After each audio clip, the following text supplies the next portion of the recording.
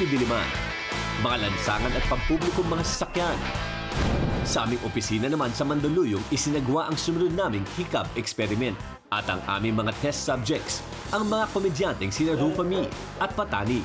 Sinimulan namin ang eksperimento sa pamamagitan lamang ng pagpaparinig ng paghihikap sa kanila. Kailan ba tayo lang nagkita? Sa pamamagitan. Tayo yung huli, tapos wala na siya.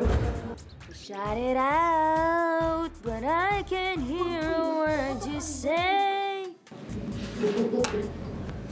Si Kuya, lumabas ang ugat. Matapos ang 10 minuto, tila alive na alive pa rin sina Rufa Mi at Patani.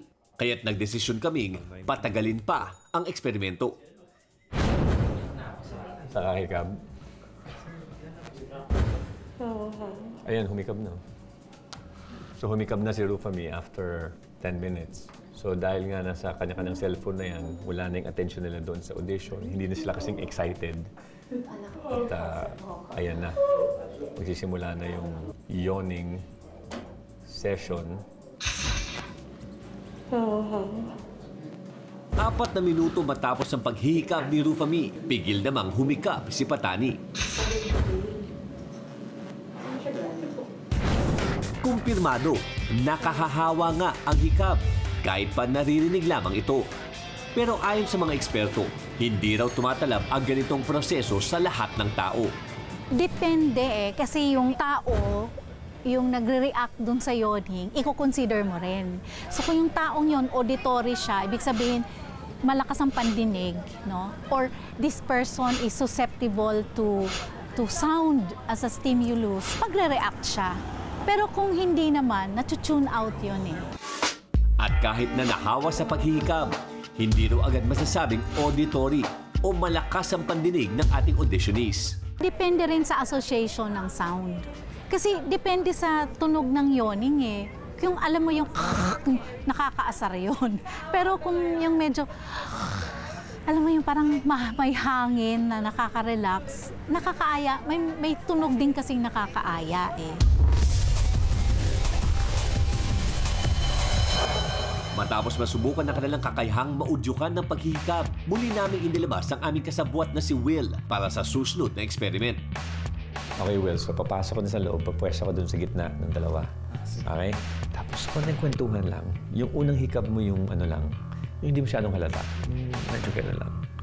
Tapos, i-build up mo until yung talagang full on na gumagano'n ka na. Tingnan natin kung mahawa sila sa'yo. Okay? Kaya mo? Ikaw na bahala sa kanila. Ha? Go for it, my friend. Let's do it. Okay. Ang misyon ni Will, manghawa ng paghihikab sa pamamagitan ng face-to-face interaction sa ating test subjects. Will talaga. Iwan ko. Basta Will.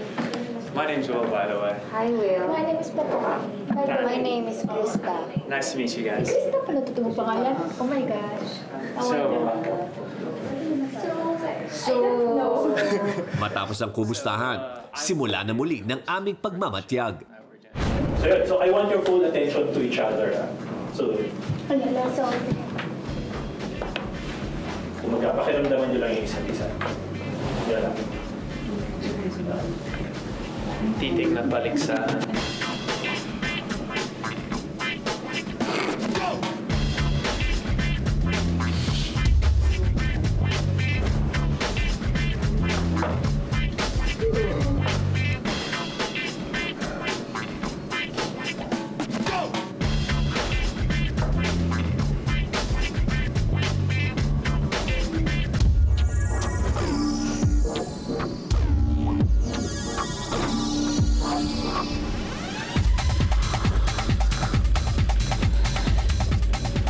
Sa loob pa lang ng halos 4 na minuto, nakakatatlong pagpipigil na si Rufa Mi sa paghihikab, samantalang si Patani nananatiling matatag.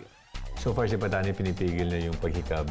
Pero si Rufa Mi, tuwing nakikita niya humihikab si Will, parang may connection na sila. Yee!